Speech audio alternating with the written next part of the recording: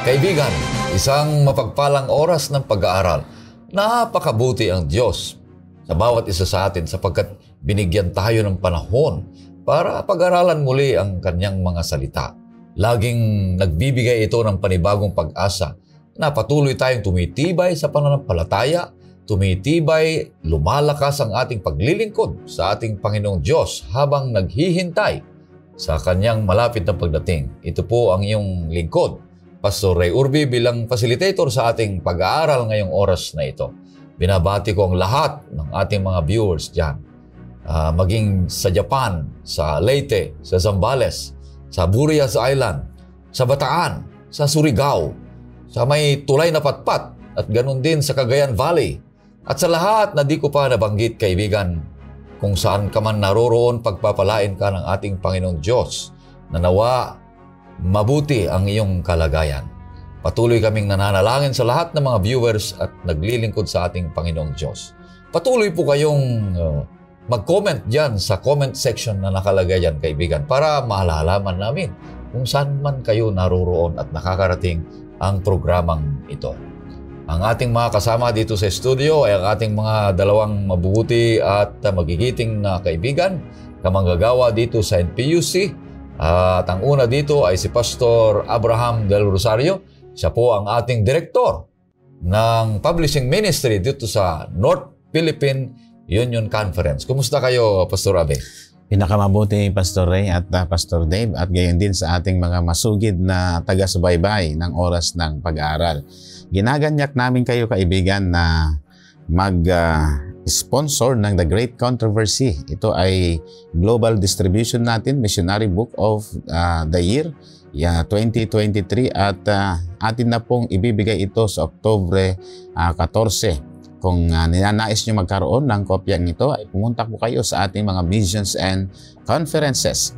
Gayon din po, kung gusto nyo mapanatili ang inyong kalusugan, napakaganda po itong Health and Home Book Bound. Ito po yung edition 2023. At yung bago po ay darating po itong Oktubre po, mga kaibigan ko. At ang nilalaman nito ay very educational and informative. Nandito po yung tungkol sa child training, home nursing, and advanced information about science and health. Puntahan po ninyo ang ating mga literature evangelists na naka-assign dyan po sa ating mga mission and conference. Maraming salamat, Pastor Abi. Ang pangalawang makakasama natin dito sa studio ay si Pastor Dave Murado. Siya po ang ating direktor ng Adventist Youth Ministries dito sa North Philippine Union Conference. Kumusta kayo, Pastor Dave? Mabuti naman, Pastor Ray, Pastor Abe, at sa oras na ito tayo natutuwa na muli tayong makapag-aral ng salita ng ating Panginoon at ating inaanyayahan ang ating mga sumusubaybay, gandi ng ating mga kabataan, gandi ng ating mga magulang, ang lahat ng miyembro ng pamilya upang tayo po'y mapagpala sa muling pag-aaral natin sa pagtalakay sa ating tema sa oras na ito. Alright, sa ating pagpapatuloy, nais natin anayahan ang bawat isa at tingin natin si Pastor Dave sa maikling panalangin. Tayo po ay manalangin. Mapagpala naming Panginoon Diyos na nasa langit, nagpupuri po kami sa oras na ito upang patuloy na kami ay makapag-aral ng iyong salita. Mihiling namin ang gabay ng Banal na Espiritu. Ihanda ang aming mga puso't isipan upang ang mga katotohanan na aming tatalakayin ay mag-akay sa amin sa isang malalim na pagkaunawa sa inyong salita at malapit na relasyon sa inyo. Pagpalain niyo rin po ang aming mga taga-subaybay. Nawa ang bawat isa sa amin ay mabless sa aming tatalakayin na tema ngayong oras na ito. Ito po ang aming dalangin. Salamat po sa pagdinig sa pangalan ng aming Panginoong Yesus. Amen. Amen. Ang aklat na patuloy nating pinapag-aralan, kaibigan, ay ang mga taga-Epeso na sinulat ni Apostol Pablo sa mga mananampalataya kay Kristo Jesus sa iglesia ng Epeso. At ganoon din naman para sa atin ang talakay ito, na aklat na ito, na tayo nananampalataya kay Jesucristo. Kaya para sa atin din ito sa ating kapanahunan ngayon, kaibigan. At ang pamagat ng ating pag-aaralan, ang pang-12 na paksa, ay ang panawagan na manindigan. At ang talatang sa uluhin ay matatagpuan sa Epeso 6, 10 at 11. Ito po ang sinasabi, sa kahuli-hulihan, patuloy kayong magpakalakas sa Panginoon at sa kapangyarihan ng kanyang lakas, isuot ninyo ang buong kasuutang pandigma ng Diyos upang kayo'y makatagal laban sa pakana ng dyablo. Narito ang ating pag-aaralan. Napakaganda, kaibigan. Ninanais ni Apostol Pablo, ganun din ang ating Panginoong Diyos, na tayo ay tumayo at manindig ng bawat isa sa pananampalataya. Meron po tayong tatlong bahagi para ma-summarize natin ang ating leksyon. Ngayong oras na ito ay 3 S, Pastor Abe, Pastor Dave. Unang S dito ay stand firm in the Spirit's wisdom. Ang pangalawa ay stand and fight with Jesus' word. Ang pangatlo ay stand in faith as God's witness. Napaganda ito. Tatayo na matibay.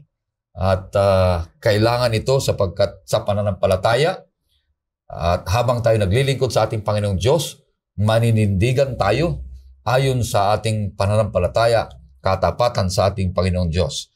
Kaya ibigay natin ang unang point dito na sinasabing stand firm in the Spirit's wisdom. Ibigay natin kay Pastor Abe, siya magpapaliwanag dito. Napakaganda, Pastor Ray, itong ating discussion ngayon kung paano tayo manindigan, mga kapatid, sa ating pong buhay.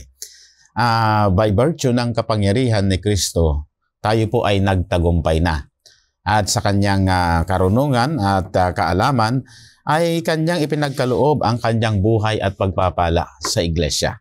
Tayo din ay pinagkalooban niya ng mga kaloob at tayo ay binigyan niya ng sandata, ang ating Panginoon.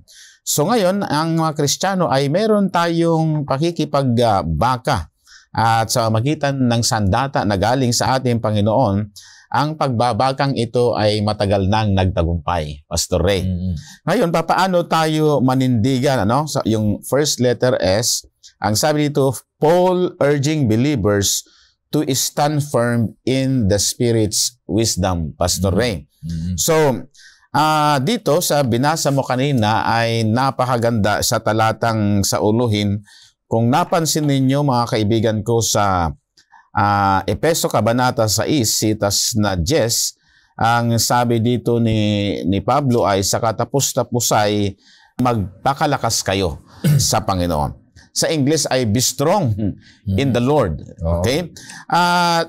Hindi tayo po pwedeng makipagdigma maliban lamang na nandyan ang ating Panginoon, mga minamahal na kapatid. Hindi tayo po pwedeng magtagumpay sa buhay na ito kung wala ang kalasag o sandata na buhat sa ating Panginoong Diyos. Siya lamang ang po pwedeng makatulong sa atin. At sa magitan ng karunungan ng Banal na Espiritu, magagabayan tayo kung paano tayo manindigan na nakikita sa atin ang kalagayang mapagpakumbaba at masunurin sa kalooban ng Panginoon. So, nire-remind ng talatang 10 ng Epeso Kabanata 6 na ang pinagmumulan lang ng lakas natin ay walang iba kundi ang ating Panginoon. Maliban sa Kanya ay wala na, Pastor Ray. Ngayon, ang mananampalataya, gusto ng Diyos na ibahagi ang Kanyang kapangyarihan sa mga mananampalataya.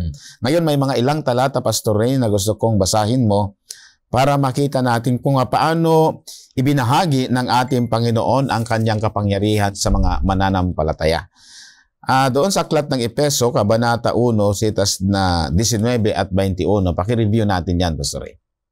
At kung ano ang di masukat na kadakilaan ng Kanyang kapangyarihan sa atin na sumasampalataya, ayon sa paggawa ng kapangyarihan ng Kanyang lakas. 20. Kanyang isinagawa ito kay Kristo, nang Kanyang muling buhayin siya mula sa mga patay at pinaupo sa Kanyang kanan sa sangkalangitan. 21.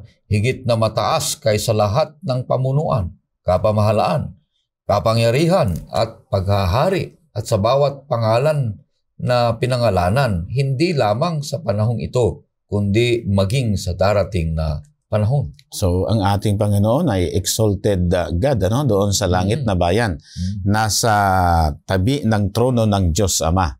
Ibig sabihin, kapag ganun ay meron kang authority At lahat ng kapangyarihan ay naibigay sa Kanya. At lahat ng kakayanan kung paano lumalang, bumuhay, magpagaling, magpalakas, at higit doon ay kung paano niya sinubaybayan at minahal ang iglesia nung siya ay nabayubay doon sa krus ng Kalbaryo, Pastor Ray.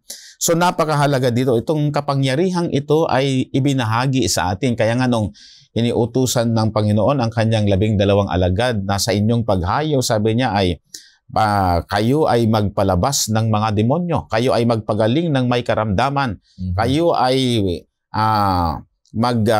bumuhay ng mga patay at maging ang mga alakdan ay walang kapangyarihan sa inyo. Yan yung mga pananalitang maganda na ginamit ng ating Panginoon.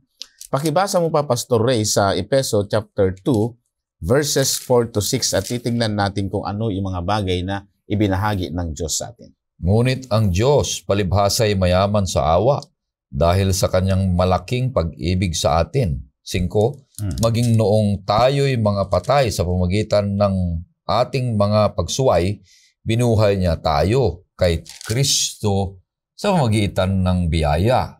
Kayo'y naligtas. 6, at tayo'y muling binuhay na kasama niya at pinaupong kasama niya sa sangkalangitan kay Kristo Jesus. Imagine, kay ganda po yung pananalita ng ating apostol na Pablo, no?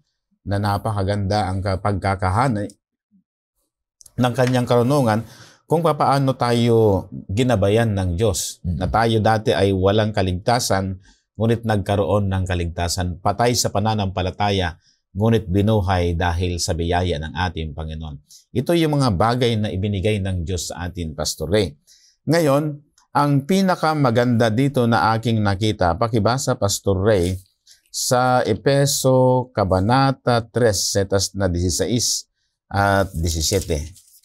Upang sa iyo'y ipagkaloob niya ayon sa kayamanan ng kanyang kalwalhatian na kayo'y palakasin ng kapangyarihan sa magitan ng kanyang espiritu sa pagkataong loob, upang si Kristo ay manirahan sa inyong mga puso sa magitan ng pananampalataya, kung paanong kayo'y nag-uugat at tumitibay sa pag-ibig. Napakaganda ito, Pastor Ray, kasi nasa iyo na ang banal na espiritu. Mananahan pa si Kristo sa iyo at sa pamamagitan nito ay mag-uugat tayo sa pag-ibig ni Kristo. So yun yung mga kapangyarihan, Pastor Ray, na ibinigay sa atin. Ngayon, meron pang isang kapangyarihan na ibinibigay ng Diyos sa atin. Doon sa Efeso Kabanata 6, sitas na 13, Pastor Ray. Kaya't kunin ninyo ang buong baluti ng Diyos upang kayo'y makatagal sa araw na masama. At kung magawa ninyo, ang lahat ay tumayong matatag. Itong pananalita ng ating apostol, si Apostol Pablo, ito ay sinaunang pakikipagbaka, Pastor Ray. Kinakailangan mo na pag nakipagbaka ka, salubungin mo yung kaaway mo para makilala mo. At sa iyong pakikipagdigma ay kinakailangan mong magdala ng sandata. May pananggalang ka upang ikaw ay magtagumpay. At sisikapin mong magtagumpay sa pakikipagdigma. So ito yung napakagandang binabanggit ng talata doon sa 13, Pastor, na sinasabi dito na kailangan natin ang buong kagayakan ng Diyos. Kung wala ang buong kagayakan ng Diyos, madali tayong maigupo. Bakit po? Kasi ang kalaban natin ay mga makapangyarihan sa himpapawid, sa ibabaw ng lupa, mga kapangyarihan na hindi natin kayang labanan, kapangyarihan ng kadiliman, mga minamahal na mga kapatid. So ito po ay inire-relate ni Pablo sa atin na ang application niya ay tayo ay kinakailangang magpakatapang sapagkat itinataas ni Pablo bilang manggagawa ay maging aktibo tayo sa misyon ng ating iglesia. Yun ang pakikipagdigma natin, isang spiritual na pakikipagdigma. Tayo ay sundalo ng Diyos. So, tangan-tangan natin ang katotohanan, Pastor Ray, ang banal na kasulatan. Ito ang pananggalan natin, ito ang sandata natin, ito ang proteksyon ng ating noo, ng ating isipan.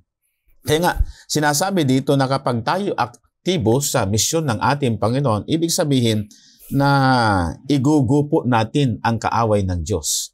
At ang isa pa ay magiging attentive tayo bilang isang buhay na saksi ng kanyang banal na salita. Then at the same time, kapag tayo ay cognizant tayo sa mga probisyon na ibinibigay ng Diyos sa atin, magiging matagumpay tayo sa ating pananampalataya.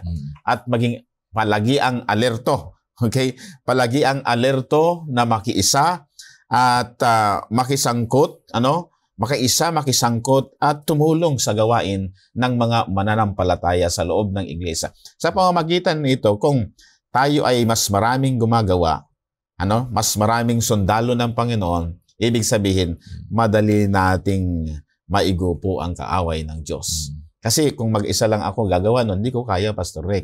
Kaya magtulungan, magdamayan, at magkaisa. Maraming salamat. Napakaganda ang paliwanag para tayo ay tuloy-tuluyan na tumatayo, na matatag at matibay sa lahat ng mga panaka ng kaaway at paglilinlang ng kaaway habang tayo naghihintay sa ating Panginoong Diyos, na kinakailangan natin yung hindi lang yung kapangyarihan ng Banal na Espiritu, ang kanyang salita, kundi sabi dito yung kanyang Espiritu na patuloy na susubaybay sa atin.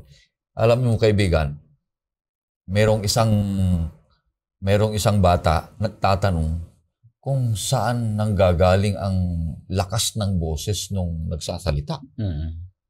Tinatanong niya kung saan Pero kasi yung nagsasalita sa harapan, Pastor Dave, ay nakahawak ng mikropono. Kaya yung bata, ang alam niya, ang lakas ng kanyang salita ay nanggagaling doon sa mikropono. Tapos na yung speaker ay pumunta doon, hinawakan niya, nakasara naman, nakaklose na kasi hindi nila panahon. Salita ng salita, wala namang naririnig.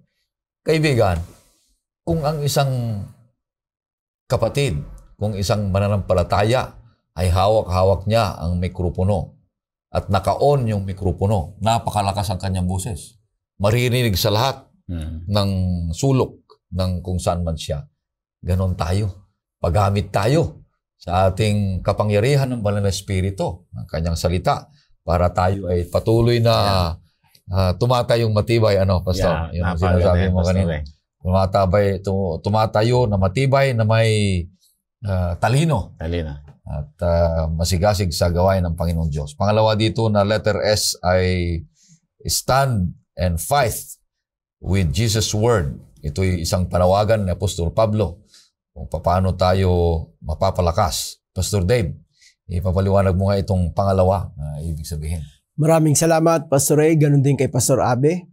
Ang ating pong leksyon ay isang panawagan na tayo'y manindigan. At sa mga talatang ating binasa kanina, lalo na yung ating susing talata para itong conclusion doon sa chapter 6, pero hindi pa ito ang talagang katapusan ng pag-aaral, kundi sinasabi niya, ang ina-address niya rito, Pastor Ray at Pastor Abe, ay ang mga kapatid. Ang sabi ron ay, be strong in the Lord, maging matatag. At sa unang tema na tinalakay ni Pastor Abe, ang sabi ay unay manindigan sa espiritu ng karunungan. At inisa-isa niya yung mga talata sa Gs, sa talatang 13, na ang source ng ating kalakasan, ang kapangyarihan na ibinahagi sa mga mananampalataya, at ang salita at ng espiritu ng ating Panginoon ay ibinibigay na assurance ni Pablo. Ngayon, ang sabi rito, stand and fight with Jesus' word. Ito, pakikilaban na ito. Hindi lang basta tatayo ka na matatag, kundi meron ka ring action. Kasi command dito Command ni Pablo sa mga kapatid na talagang para tayong mga soldiers kanina, di ba? Tinalakay dito sa mga talata. At paano tayo tatayo ng pakikipaglaban sa pamamagitan ng salita ng ating Panginoon? Ano yung mga sikreto na sinasabi ni Pablo na sinulat niya rito sa talatang 11 at 13? Pwedeng pakibasa ito, Pastor Ray. 11. At Isuot 13. ninyo ang buong kasuutan pandigma ng Diyos upang kayo'y makatagal laban sa mga pakana ng dyablo. Sapagkat ang ating pakikipaglaban ay hindi laban sa laman at dugo, kundi laban sa mga pinuno, laban sa mga may kapangyarihan, laban sa mga kapangyarihang di nakikita na naghahari sa sanlibutan sa kadilimang ito, laban sa hukbong espiritual ng kasamaan sa kalangitan. 13. Kaya't kunin ninyo ang buong baluti ng Diyos upang kayo'y makatagal sa araw ng masama. At kung magawa na ninyo, ang lahat ay tumayong matatag. Okay, maraming salamat, Pastor Ray. Kung makipapansin natin yung mga talata, ang sabi rito, ang pakikipaglaban ay inihalintulad tayo ron sa kasuotan ng Roman soldiers. Ano? At si Pablo, sinasabi niya, ang pakikipaglaban sa salita ng ating Panginoon, meron din tayong isinusuot na pananggalang. At ang sabi rito ay isuot natin ang buong, ang sabi rito ay armor. Pag sinabing armor, ay ito yung sandata, para sa pakikipaglaban mo ay meron kang sanggalang. Hindi ka matatalo, Hindi ka matatalo. Sigurado ang iyong pagkapanalo. At ang sinasabi rito ay isuot. Ibig sabihin, meron tayong bahagi sa pakikipaglaban. Yes, ang source ng strength, ng kapangyarihan ay mula sa Panginoon, pero meron siyang iniwan sa atin na dapat nating gawin, bahagi natin sa pakikipaglaban. Kaya sabi rito, ang kumande, put on the whole armor of God.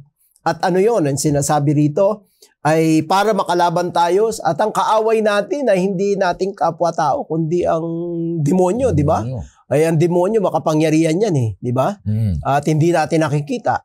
Pero ang tanging sanggalang na ibinibigay sa atin sa pakikipaglaban ay ito'y galing sa Diyos. Kasi ang Diyos nagtagumpay na, di ba? Nagtagumpay na siya sa laban. At ang assurance natin kung si Kristo ay nagtagumpay, kanino tayo hihingi ng tulong? Di siyempre, dun sa mananagumpay, walang iba kundi ang ating Panginoon. At ang pakikipaglaban natin, sinabi dito sa talatang ito, sa 12, ang sabi, Aaron, pwedeng pakiulit mo yung talatang 12, Pastor Ray? Sapagkat ang ating pakikipaglaban ay hindi laban sa laman at dugo, kundi laban sa mga pinuno.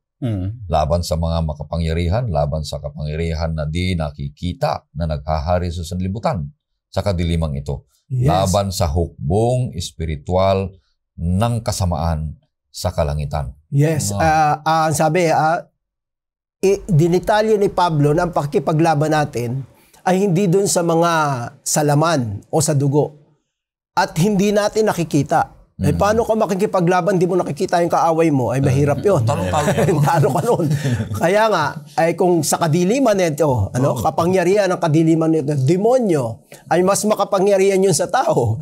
Kung wala ang baluti ng Panginoon, yung armor na mula sa Panginoon, hindi tayo mananalo. Kaya nga, sinasabi ni Pablo ay against evil. So, mga kapatid, mga kaibigan, ang pakikipaglaban natin ay hindi natin nakikita. Sino ba ang kaaway natin? Ang kaaway natin ay mas makapangyarihan sa atin yon. Siguradong tayong italo kung wala ang Panginoon at hindi natin susundin yung kanyang mga payo dito sa banal na kasulatan.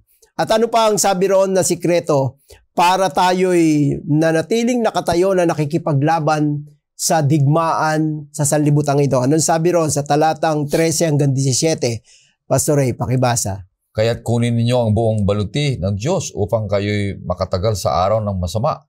At kung magawa ninyo, ang lahat ay tumayong matatag. Kaya't tumindig kayo na ang inyong mga baywang ay nabibigkisan ng katotohanan na suot ang baluti ng katwiran. At nakasuot sa inyong mga paa ang pagiging handa para sa ebanghelyo ng kapayapaan. Kasama ng lahat ng mga ito, taglayin ninyo ang kalasag ng pananampalataya na sa pamagitan nito ay inyong masusugpo ang mga nag-aapoy na palaso ng masama. At taglayin ninyo ang helmet ng kaligtasan at ang tabak ng Espiritu na siyang salita ng Diyos.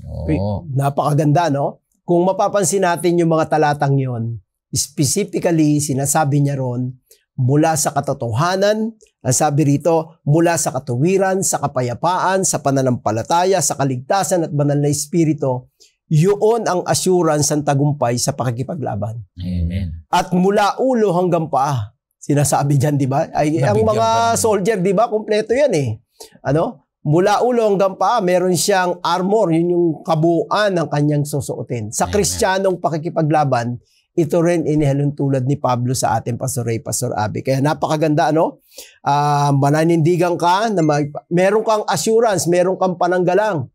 At ang pakikipaglaban natin sa hindi natin nakikita ay meron tayong kasiguruhan na ibinibigay ang Panginoon. At yung huling 2 talata dito sa ating pag-aaral ay masusumpungan natin sa 18 hanggang 20 o 3 talata pa. Ano ang sabi roon? Manalangin kayo sa Espiritu sa lahat ng panahon, sa bawat pananalangin at pagsamo. At sa bagay na ito ay maging handa na may buong pagtitiyaga at pagsusumamo para sa lahat ng mga banal. 19. Idalangin din ninyo ako upang ako'y pagkalooban ng pananalita sa pagbubukas ng aking bibig upang ipahayag na may katapangan ang hiwaga ng Ebanghelyo. 20. Na dahil dito ako'y isang sugong may tanikala upang ito'y aking maipahayag na may katapangan gaya ng nararapat na aking sabihin. Okay, nakita natin yung mga huling talata doon. Binanggit ni Pablo yung kapangyarihan ng panalangin at ng salita. Hindi pwedeng paghiwalayin ang panalangin at salita ng Panginoon para maging makapangyarihan tayo at meron tayong kasiguruhang mananalo sa digmaan. Spiritual battle, di ba? Kaya tayo natutuwa, meron tayong prayer network na ginagawa sa panahon natin ngayon. Sa mga kabataan, sa mga magulang, at saka yung prayer habits, di ba? Meron tayong 7-7 sapagkat bahagi yan ng ating pakikipaglaban sa kaaway. At meron din tayong Bible reading, 1 chapter a day, di ba? At ito, meron pa tayong oras ng pag-aaral, yung Sabbath School lesson, napakahalaga. Kasi mga kapatid, ay hindi tayo pwedeng magpatumpik-tumpik sa pananampalataya, maging mapagbantay tayo. Kaya yung panalangin, yung pag-aaral ng salita ng Panginoon, itong oras ng pag-aaral, yung pag-review ng leksyon, Pastor, gabi-gabi, umaga at gabi, ay kailangan natin yon. Sapagkat ang kalaban natin ay hindi laman o dugo, kundi spiritual na battle. Kaya napakaganda, no? Ito yung request pa ni Pablo dun sa kanyang mga sinabi na sa mga nakikinig sa kanya na ipanalangin din siya. Kasi si Pablo sa panahong ito ay siya'y mayroong pakikipaglaban dun sa mga pamunuan, di ba? Gusto niyang dalhin yung ebanghelyo, ipakilala niya si Kristo na tagapagligtas, pero hindi madali para kay Pablo.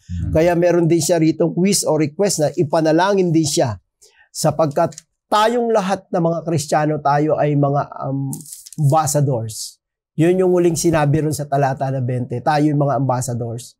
Bukod sa pakikipaglaban natin sa kadiliman, tayo rin nagdadala ng ebanghelyo. Yeah, nagdadala tayo ng ebanghelyo. Kaya napakaganda na tayong lahat dapat equip. Gaya sabi kanina ni Pastor Abe, ay dapat tayo ay may espiritu ng Panginoon, ang salita ng Panginoon, hindi niya ng assurance, at ang ating pakikipaglaban sa kadiliman, ang kapangyarihan ng kadiliman, ay hindi madali. Pero merong kasiguruhan ng pagtatagumpay kapag sinunod nating itong pinapayo ni Pablo. Pastor Ray. Napakasarap pakinggan, napakabuti, at napakaganda ang paliwanag ni Pastor Dave sa atin, kaibigan. Biro mo yan, sabi niya, ang kalaban natin ay hindi nakikita. Ang Diyos ay hindi rin nakikita. Tayong nakikita. So talagang disadvantage tayo doon sa kalaban natin. Pero ang maganda dito, sinabi mo, Pastor, ang Diyos na hindi nakikita, binigyan tayo lahat ng ating mga kailangan. At tinitiyak na tayo ay mananalo. Yes. Sapagkat ang Diyos ang nagbihis sa atin kung ano yung dapat nating gawin para mananalo. Amen. At magtagumpay na sinabi mo kanina. Kaya napaganda. Wala nang mas higit pa, kaibigan, na kailangan natin. Dahil ang Diyos ibinigay na lahat sa atin kung ano ang dapat nating gawin. Ang kalaban natin hindi nakikita, pero ang Diyos na susuporta sa atin, nagagamit sa atin, na magpagamit tayo sa Kanya, binigay niya ang Kanyang salita. Makikita natin dito at sinigurado na talong-talo na ang kaaway kahit hindi natin nakikita. Tayo'y mananalo at magwagi sapagkat kumpleto tayo ng mga sandata at armas. At pwede nating isa-isahin na dyan na sinasabi dito. Yung ulo, mayroong tawag nito, Pastor? Helmet. Helmet. O, sinigurado helmet na of ang salvation. Yes. Kung may helmet ka, ligtas na yung ulo. Hindi na Mag-isip tatamaan ka ng na, kawan. hindi ka na tatamahan, hindi ka na ligtas na. So, ibig sabihin, binalot ng Panginoon Diyos ang ating pagkatao, ang ating utak, ating pag-iisip, na ligtas na tayo, sigurado na tayo. Kaya may confident tayo na magsalita ang katotohanan. Yung dito, Pastor, ano dito? Breastplate. Yan yung righteousness ng Panginoon Diyos. Yes. Ang kanyang katwiran. Na tayo mabuhay na maligaya, na may pag-asa, na may katapatan, na nakikita sa atin yung tamang pag-uugali at mabuti na gawa. Amen. Ayon sa ating Panginoong Hesukristo. Ano pa yung iba? Siya ay yung Itong belt. belt. Ano yung belt na ito? Ito yung katotohanan. Pastor, ano? Na pag may belt ka pala, ay yun na yung bibigkis sa'yo para hindi malaglag ang iyong pantalon. Pag nalaglag ang iyong pantalon, hiyang-hiya ka na. Mapapahiya. Ay yun ang katotohanan. Kailangan bigkising ka ng katotohanan ng iyong buhay para may freedom ka. Mayroon kang lakas na gagawa sa lahat ng paraan dahil nasa katotohanan ka. Ang ganda niyan, kaibigan. Yung shield, ano pa? Yung shield. Pananggalang. Yung pananggalang. Yung Yung sword. pananampalataya. At saka lahat na ito, yung sandal, mamaya yung susunod na dito, Yeah. na sinasabi, kaibigan. Kaya hindi nagkulang ang Panginoon Diyos, kaibigan, ang kanyang salita para mawalan tayo ng pag-asa at hindi tayo dehado sa pagkikipaglaban. Kahit hindi natin nakikita, mananalo tayo sapagkat ang Panginoon, sabi mo, panalo na.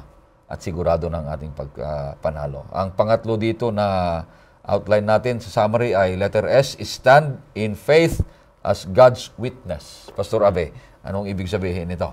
Napakaganda itong talakayan natin, Pastor Ray at Pastor Dave, ano? Kung napansin ninyo, ay yung tatlong kadyusan ay kanya tayong binihisan mula ulo hanggang paa. At ang bihis na yon ay tumutukoy lamang sa isa, ang salita ng Diyos. Oo. Yan na yun lang ang nilalaman ng isip natin. Isinasa puso natin, ipinapangaral, ano? At ang pananggalang natin ay yung salita pa rin ng Diyos, eh.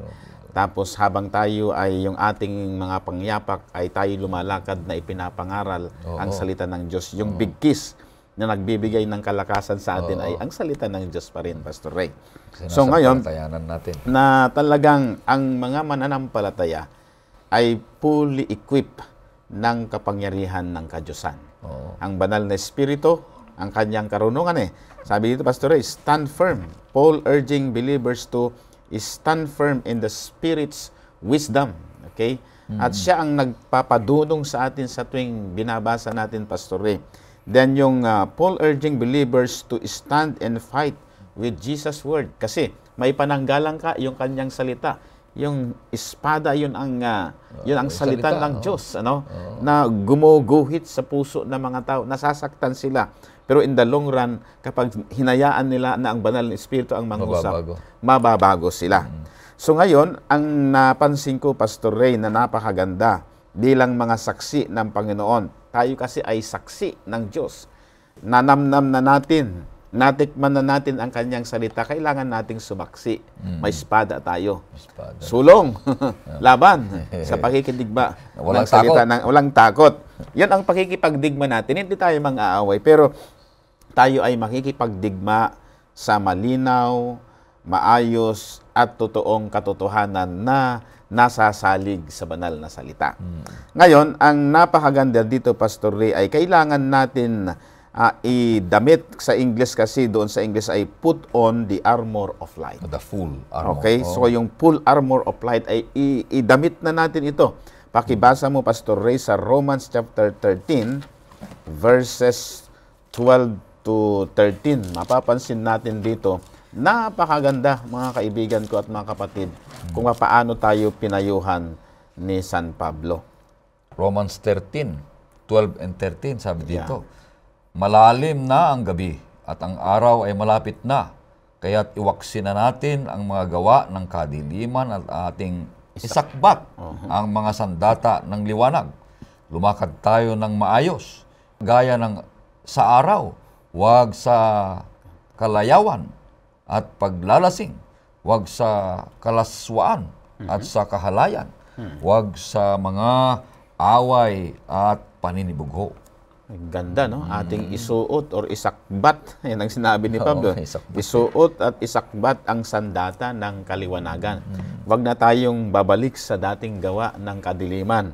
Nandyan yung katakawan, paglalasing, nandyan yung kalibugan, kahalayan, paalitan, pagkakainggitan.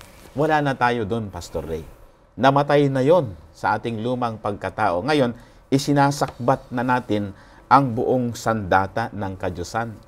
Gusto ko yung ginamit ng lesson natin na mula ulo hanggang paa, binihisan tayo ng ating Panginoon para magtagumpay tayo. At talagang magtatagumpay tayo kasi naalala ko pa nung inutusan ng Panginoon ang mga alagad. Ang sabi ng mga alagad, sa paghayo ninyo, banggitin nan lang ninyo ang aking pangalan, mapapalayas ninyo ang demonyo. Kaya si Pedro nun ay, silver or gold have I none. Di ba? In the name of Jesus, rise up and walk. Yung pangalan lang ng Panginoon ay makapangyarihan na yon, mga kapatid. So ngayon, hindi lang yon. Ang isasakbat din natin sa Romans 13 verse 14 ay isakbat din natin ang ating Panginoon.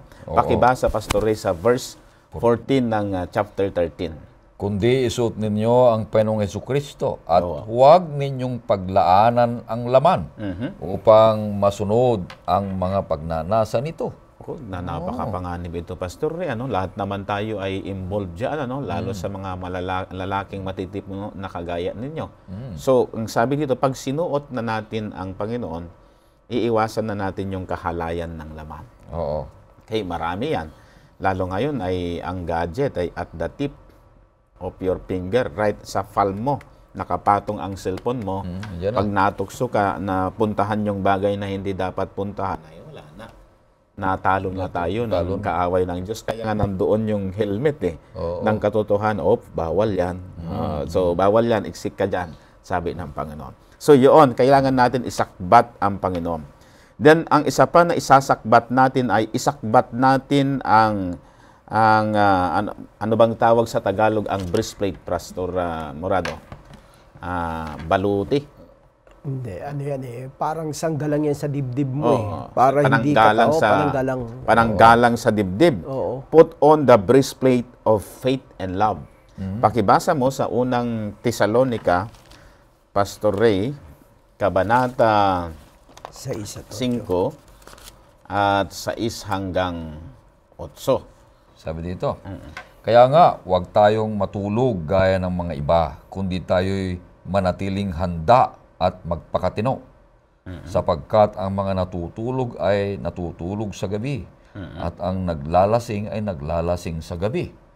Ngunit palibhasay mga anak tayo ng araw, magpakatino tayo, at isuot natin ang baluti ng pananampalataya at ng pag-ibig. At ang maging helmet ay ang pag-asa ng kaligtasan. Amen.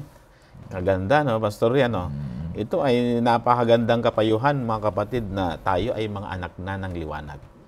Nung tinanggap na natin si Jesus, Pastor Dave, ay naging anak na tayo. Sons and daughters of God ng kaliwanagan. Kaya nga, isasakbat na natin ang breastplate ng pananampalataya at ng pag-ibig. Bakit po? Kasi sinasabi dito na tayo ay mga anak ng araw, hindi na tayo anak ng gabi. Hindi rin tayo anak ng kadiliman, Pastor Ray. Sa verse 6, nang sabi dito, huwag na nga tayong mga tulog, gaya ng mga iba, kundi tayo'y mga puyat at mga pigil. Kaganda, itong talata.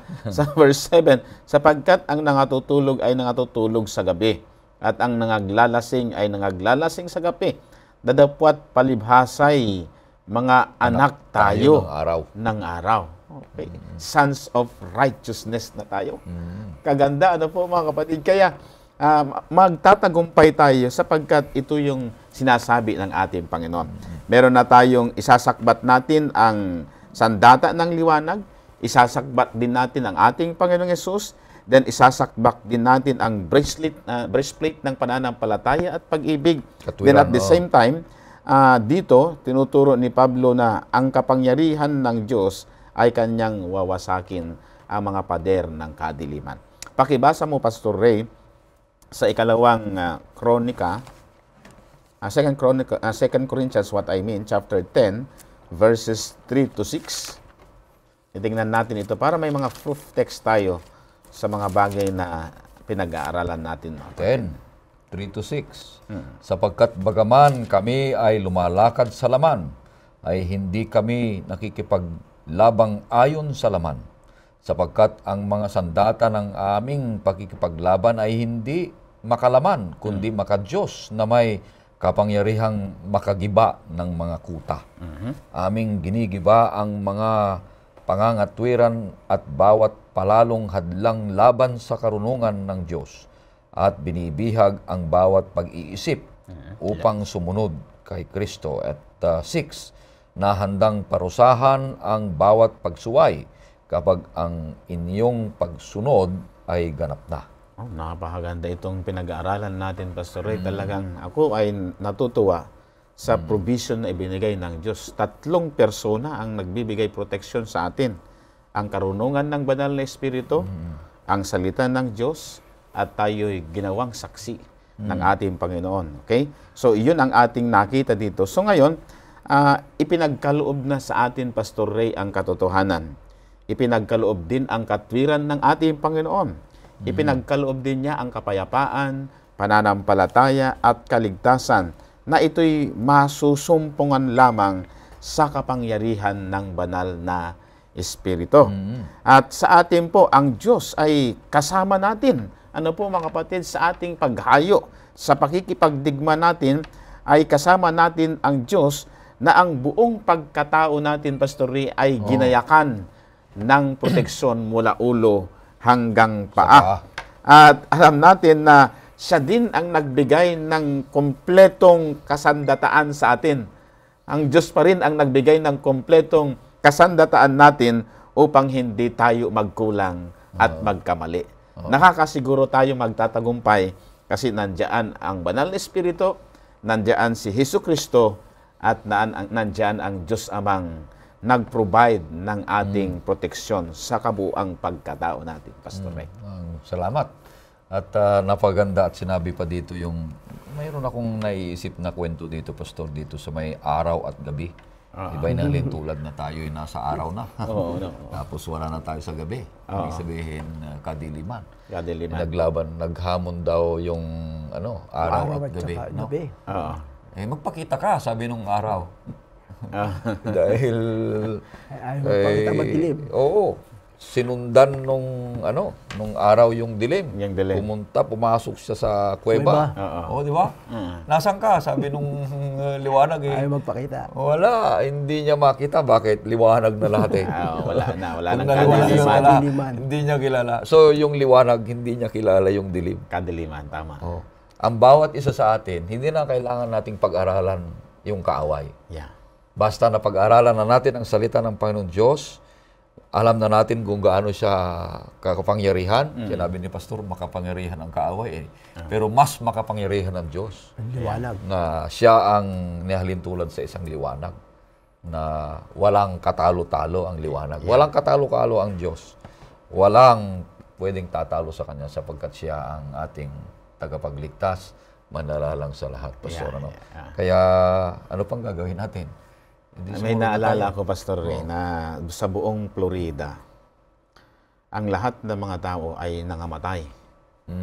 Dahil pagbukas nila ng kanilang faucet ay kahit patak ng tubig ay wala na silang makita.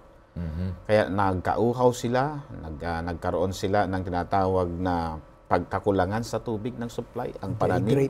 Okay, nag-dehydrate na sila. Nauhaw lahat ng mga tao, kasama ang mga hayop, mga halaman, at lahat ng mga bagay sa paligid ay natuyot at nalanta. Ngayon ay pinag-aralan ng mga inhinyero bakit nagkagayon na nagkulang ang supply ng katubigan sa buong syudad ng Florida. Napag-alaman nila, Pastor Ray, na nakalimutan lang pala nila doon sa dambuksan yung pinaka-main bulb. Nakasara yung pinaka-main bulb.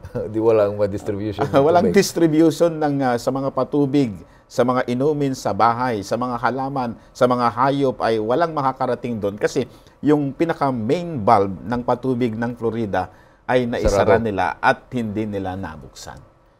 Ang implication niyan ay pag isinara natin ang ating puso at ang ating isipan sa karunungan ng banal na espiritu at ang pananahan ni Kristo sa atin, ay magiging tuyot at lanta tayo sa ating buhay. Ang kanyang salita kasi yan ang nagdidilig sa atin upang tayo ay makapanindigan sa katotohanan. Kaya nga, nung lumikha ang ating Panginoon, liwanag ang unang nilikha niya. Let there be light, and there was light. And God said so, that it was good. So, ang liwanag talaga ay napakahalaga. So, buksan lang natin ang ating mga puso at isipan. At sa pamamagitan niyan, masasakbatan tayo ng sandata ng Diyos. Magiging malakas tayo sa pananampalataya. Tama yun, yung meron tayong bahagi. Ang sa kwento na sinabi ni Pastor Abe, yung bahagi nila hindi nila ginawa. Kaya sila nakaranas ng pagkauhaw. Gayon din tayo sa Kristiyanong pakikipaglaban. Ang utos ni Pablo, ilang beses niyang binanggit, una, be strong in the Lord. At yung marami yung bahagi, put on the helmet, put on the armor, put on the Lord, put on the breastplate. Ibig sabihin, hindi tayo hindi konsentidor ang Diyos para sigurado tayo sa pakikipaglaban, hindi lang basta asa tayo, di ba may sinasabing, bahala na ang Diyos. Hindi ganoon. Bilang Kristiyano, may bahagi tayo, di ba? May pananagutan tayo. Put on. Hindi ka nag-aaral ng salita ng Diyos. Hindi ka nananalangin, hindi mo pinakakain ang uhaw mong kaluluwa ng pagkaing espiritual. Kaya ka nang lulupaypay, kaya ka nang hina. Hindi ka nagre-review ng Bible study guide. Di ba? Ng Sabbath school, wala kang lesson. Mas binagbibigyan mo ng panahon yung maraming bagay, yung pera, hindi ka makapagbili ng lesson na gagamitin mo, alam mo, magbibigay sa iyo ng paglagong spiritual. Titibay ka, di ba? Hindi ka nagbabasa ng Biblia, wala kang panahon para mag-worship. Paano ka titibay? Kaya lupaypay ang isang Kristiyano. Kaya mga kapatid, ito po ay panawagan din sa atin. Hindi lang ito sa panahon ni Pablo, kundi sa panahon natin ngayon. Hindi ito sulat lang sa mga taga-Epeso. Sa atin din. Lalo na sa panahon natin ngayon. Kaya ang oras ng pag-aaral ay binigay na may oras para lumago ka at tumibay, di ba? Kaya ito yung practical application ng ating leksyon, mga kapatid. Paalala? Hindi tayo magtatagumpay, sasabihin ko sa inyo, kahit ano pang kakapangyarihan ng Panginoon, kung hindi natin isusuot at susundin yung payo sa leksyon na ito. Ibig sabihin, Pastor, inihanda na ng Diyos lahat ng gamit mo.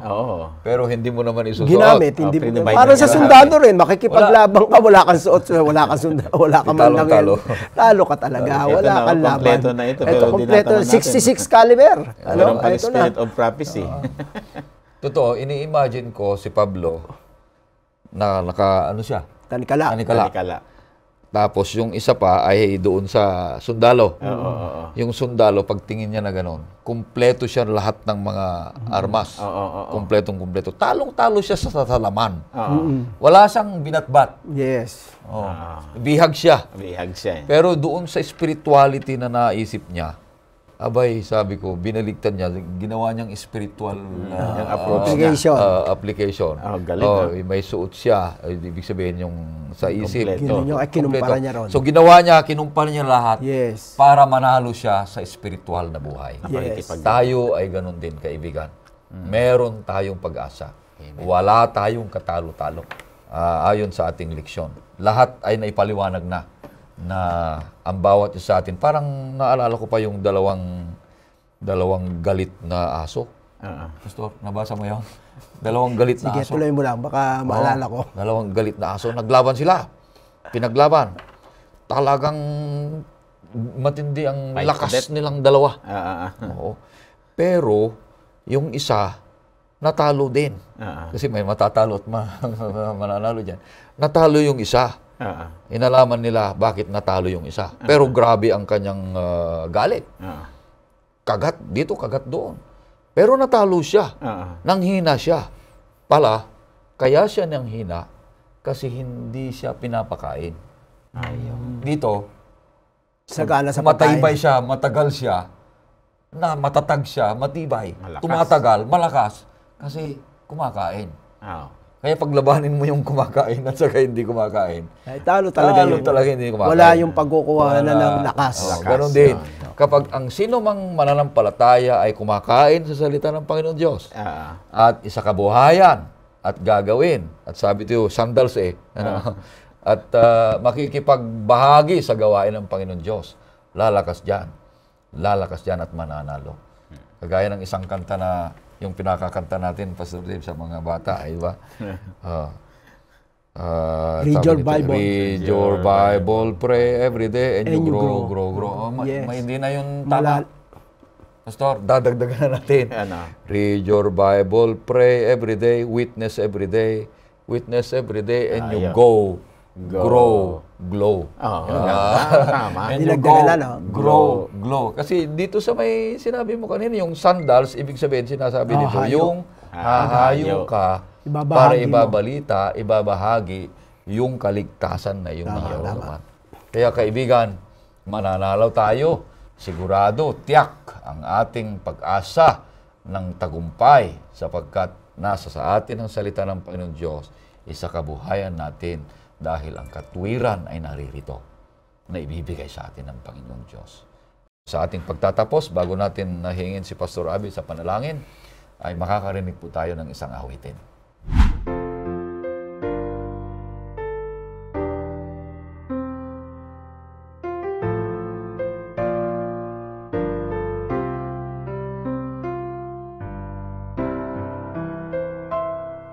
Lahat magagawa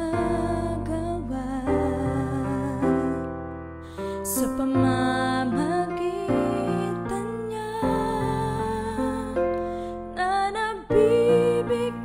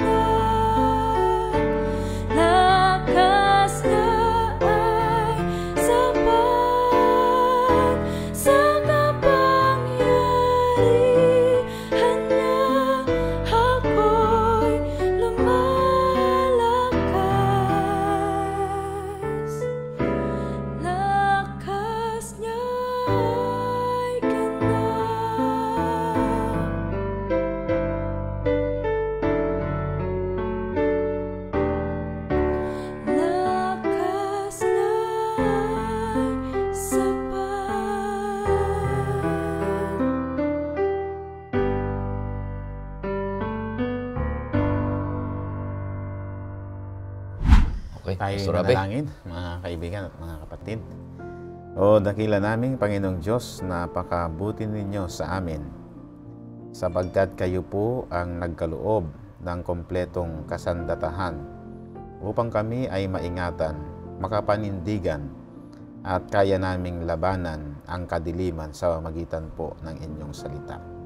Salamat po sa inyo na sa pamamagitan po ng karunungan ng banal na Espiritu, kami po ay po pwedeng manindigan ng matatag.